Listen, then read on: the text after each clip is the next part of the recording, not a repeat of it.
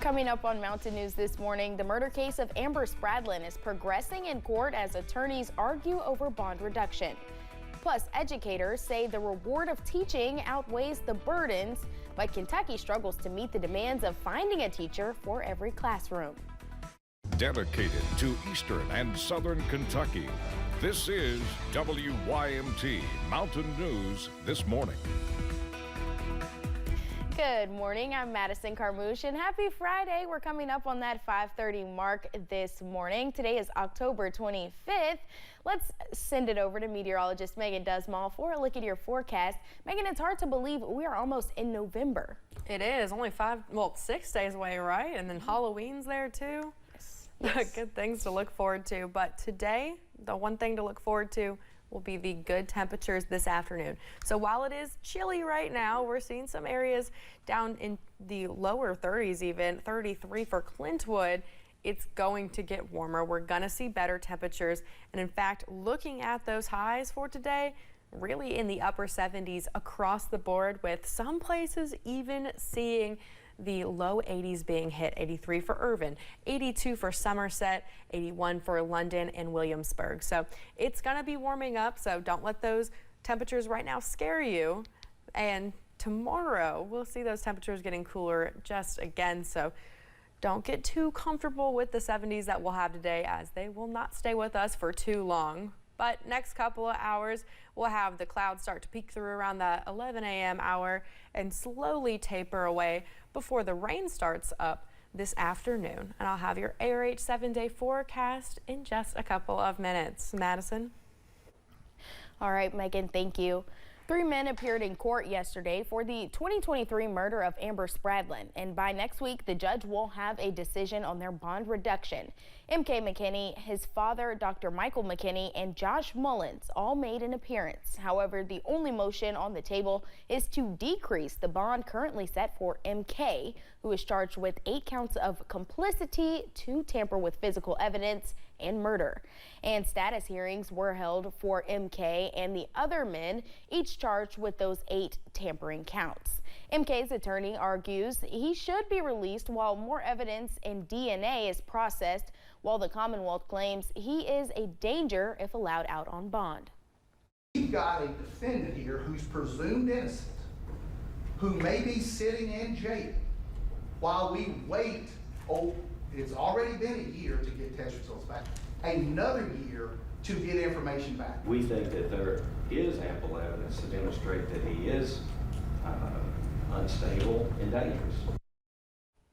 Judge Eddie Coleman says he will rule on the bond reduction motion by Monday. One person is dead after an incident in Rockcastle. The Rockcastle County Sheriff's Office confirmed it happened yesterday morning at a rock quarry off Highway 150. Police say a passenger car hit a loader at the site. Police say the driver, 39-year-old Robert Rodas of Lexington, died as a result. The operator of the front-end loader was not hurt. The man involved in a collision which resulted in another man being killed in Pulaski County appeared in court Wednesday. Larry Stoll appeared in court for a preliminary hearing, along with being charged with murder in the incident which led to Chester Dick's death. He was charged with the driving on a DUI suspended license. We are told probable cause was found on the murder charge and that the case will now be headed to a grand jury. In Pulaski County, a man is facing charges related to child pornography. 28-year-old Tyler Vaught was arrested as a result of an Internet Crimes Against Children investigation. It started when KSP's electronic crime branch discovered Vaught shared sexually explicit images of a young child online. He was taken to the Pulaski County Detention Center.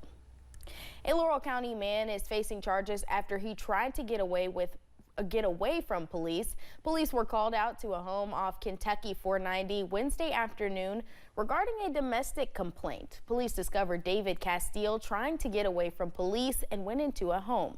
Castile was later found hiding in a closet in a bedroom. He was taken to the Laurel County Correctional Center. We have new information about the suspect in a robbery investigation in Whitley County. Deputies say Wednesday a man robbed 3 people in the parking lot of the Old Granny's Country Store on Highway 26. They say the man pulled out a gun and took money from the trio. He is described as a white man with a slim build, about 6 feet tall, with dark shoulder-length hair and a beard. Anyone with information should call Whitley County's non-emergency line at 606-549-6017. The cost of Hurricane Helene in North Carolina has reached more than $50 billion in damages. Governor Roy Cooper announced the new estimate at $53 billion. That number is triple the $17 billion in damage done by Hurricane Florence in 2018. State lawmakers are set to return to Raleigh for a brief session where they are expected to debate another disaster relief bill. Crews at the Cumberland Gap National Historical Park are still working to clean up after Hurricane Helene.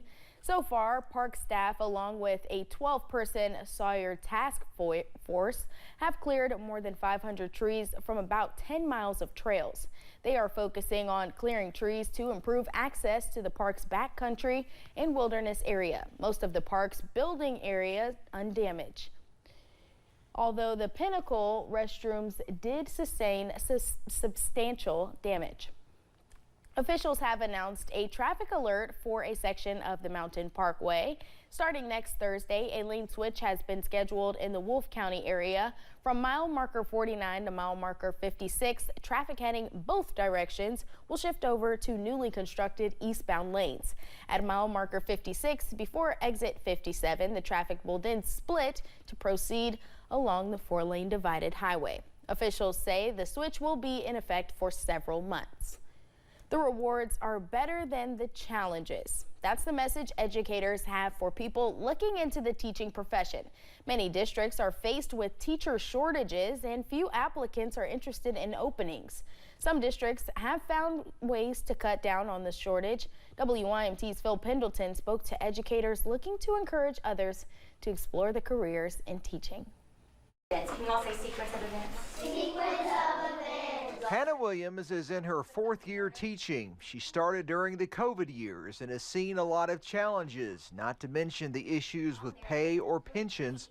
But she says the rewards are so much greater. Every year I get to see these new kids and I get to help them grow and get to pour into them, and watching them continue and learn throughout the 3 years that they're here in our building is just wonderful. She teaches in Mercer County, a school district not seeing tremendous shortages, but elsewhere in the state, it's pretty bad. The teacher shortage in Kentucky is virtually everywhere. I don't go in any school where they tell me they're not in need of teachers. Asbury University hosted Educators Rising to help districts find potential teaching candidates. We have about 200 of them.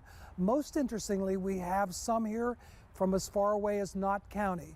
Those students got on a bus this morning at 6 o'clock and rode up here to participate in today's event. Another school superintendent in southern Kentucky told me that they used to receive about 30 to 40 applications for some elementary school positions, and now today they may only receive 10. And he also says that positions in math, science, and special education are especially hard to fill. Look in your text. Williams says she just knew she wanted to impact kids and help them throughout the year. And if I can bring just a little bit of joy to learning and make it something that they want to do every day, then that is such a success for me. I want to deal with people on a daily basis, and I want to feel like I'm making an impact, and I feel like teaching is the best way to do that. Teachers and teaching candidates say often their reward is simply seeing a learning transformation. Phil Pendleton, WYMT Mountain News. Asbury University officials say the goal of Educators Rising is to recruit more teachers, but also to keep people in their home communities. Yesterday, the Pikeville area YMCA hosted its annual Safe Kids Halloween event at the Appalachian Wireless Arena. The event invited FMD students from Pike County and Pikeville schools to experience a fun, safe, sensory-friendly trick-or-treating on the arena floor.